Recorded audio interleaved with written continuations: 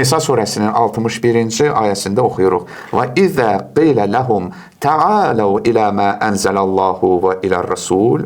Onlara deyildikdə ki, gəlin Allahın nazil etdiyinə və Rəsula, elçiyə tərəf, rəəytəl münafiqinə yasuddunə ənkə sududa. Görərsən ki, münafiqlər səndən tam şəkildə üz çevirərlər. 62-ci ayədə oxuyuruq. Bəs necə olacaq o zaman ki, əlləri ilə etdikləri əməllərə görə başlarına bir müsibət gəldikdə və sonra da sənin yanına gəlib Allaha and içdikdə ki, yox, biz ancaq yaxşılıq etmək və tövfiq etmək niyyətindəydik. Tövfiq yəni bir uyğunluq yaratmaq, ara düzəltmək məqsədimiz var idi. Onlar o kəslərdir ki, Allah onların qəlblərində olanı bilir. Onlardan üz çevir, onlara moizə et, öyüd ver, nəsihət ver və onlara özlərinə dair bəliğ bir sözdür. Bəliğ də burada fərqli mənalarda var. Yəni onlara nüfuz edəcək, onlara üstün gələcək və hətta deyiblər ki, əməllərinin nəticələrini bildirəcək bir sözdür. Allah mütəal burada Allahla peyğəmbərin arasını ayırmağı münafiqlik əlaməti kimi. Allah bir incə məsələyə toxunub. Deyir ki, hətta dindaxili deistlər də var. Dindaxili deizm də var.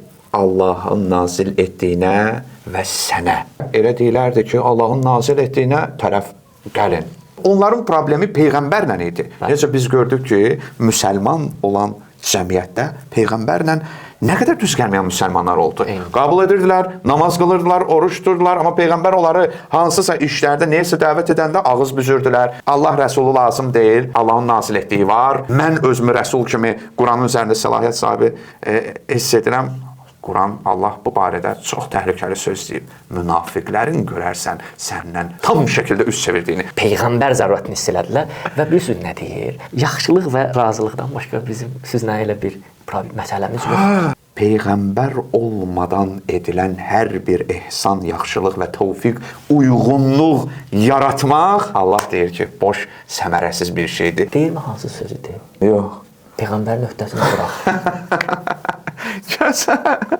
Səlahiyyət verir ona. Qovlu Rasulullah gəldimi? Rasulullahın sözü gəldimi ki, Allah deyir ki, Peyğəmbər sənin ixtiyarına buraxmışam, o sözü sən de, hansı sözü deyim? Və dediyinin də arxasında mən varam. Dediyinin arxasında mən durmuşam, ancaq hansı sözü deyil demir.